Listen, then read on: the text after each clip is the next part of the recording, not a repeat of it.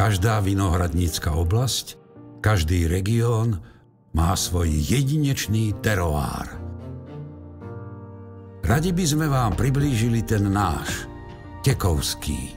Teroár južných úbočí Štiavnických vrchov, kde vulkány vyvrhli nielen lávu, z ktorej vznikli tvrdé horniny, ale aj sopečný popol, z ktorého vznikli mäkké a pôrovité tufy a tufity. Tento jedinečný, výživný a výhrevný podklad pre pôdu vo vinohrade, ktorý premieňa tú ohnivosť vulkánov do chutí vína. Klimatické podmienky sú tu vynikajúce a tento teroár má jednu výnimočnú zaujímavosť. Sú tu najväčšie rozdiely medzi nočnými a dennými teplotami.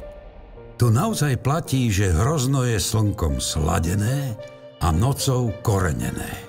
Už naši predkovia tu dokázali využiť tieto prírodné podmienky. Na začiatku 18.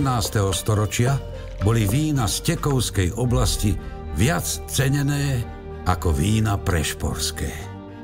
Vinári z tejto oblasti sú právom hrdí na tekovský teroár a my sme radi, že aj prostredníctvom našich vín môžete ochutnať vína z tejto nádhernej časti Slovenska. Príjmite pozvanie a nechajte sa zlákať na spanilú jazdu po miestnych vinárstvách, kde miestni vinári prezentujú svoje vína a učia kultúre pitia, rozhodnutí nadviazať na dedičstvo predkov a obnoviť zašlú slávu tunajších vín.